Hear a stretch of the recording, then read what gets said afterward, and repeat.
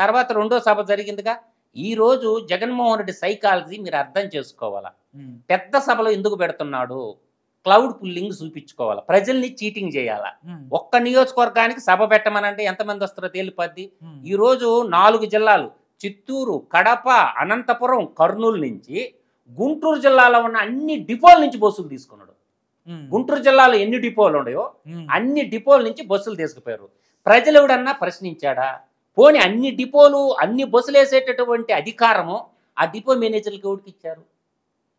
ఏ రూట్లో తిరగాల? డబ్బులు కట్టారా? అది ప్రభుత్వం కట్టిందా, పార్టీ కట్టిందా చెప్పమను. శ్వేతపత్రం రిలీజ్ చేయమనండి ఆర్టీసీ చైర్మన్ని. ఇప్పుడు ఈ సిద్ధంగా పంపించిన బస్సులన్నిటికీ డబ్బులు కట్టారా? ప్రభుత్వం కట్టిందా?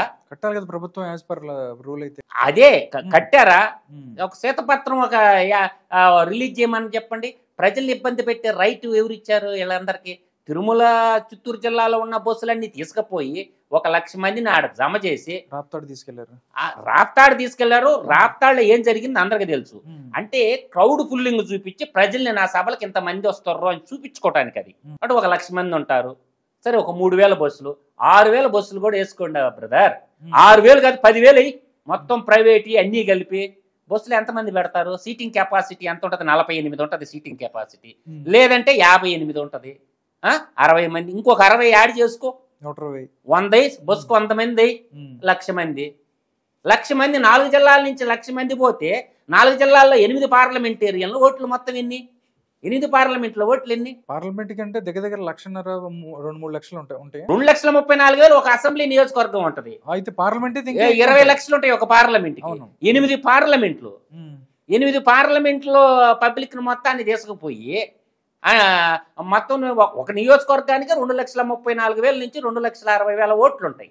8 పార్లమెంట్ స్థానాలంటే దగ్గర నీకు 4 జిల్లాలు 52 సీట్లు, రాయలసీమ 52, నెల్లూరు తీసేయండి, ప్రకాశం తీసేయండి, గ్రేటర్ రాయలసీమ 74 సీట్లు ఉంటాయి. దాంట్లో ఒక రాయలసీమలో 52 నియోజకవర్గాల వాళ్ళందరూ తీసుకొచ్చి ఆడ పెట్టిండు. 52 నియోజకవర్గాలంటే నియోజకవర్గానికి ఎంతమంది పోయినట్టు మీరే లెక్కేసుకోండి. 2,000 మంది ఉంటారా? అంతే కదా, సరిపోయేలా 1,00,000. అంటే 1,00,000 మంది జనాభాని సమీకరించి వాళ్ళకి బిర్యానీ ఇవ్వకుండా, క్వార్టర్ ఇవ్వకుండా, 500 రూపాయలు డబ్బులు ఇవ్వకుండా స్వచ్ఛందంగా పోయిన వాళ్ళు ఎంతమంది?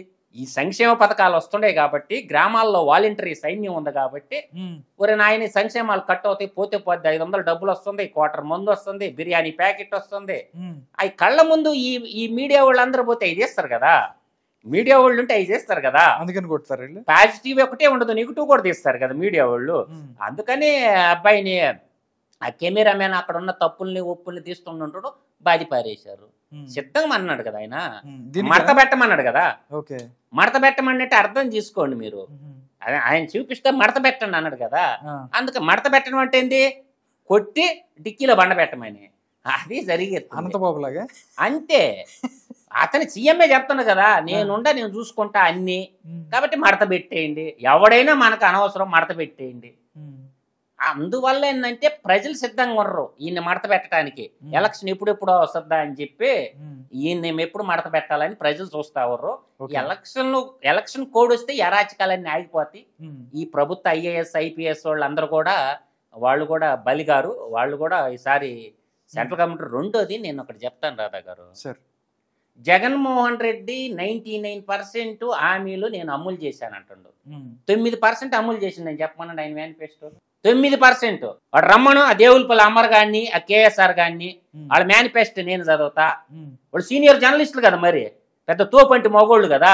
9 జగన్మోహన్ రెడ్డి 99% నేను అమలు చేసినాను అంటుండు కదా. వాటి మీదనే డిబేట్ పెట్టుకుందాం.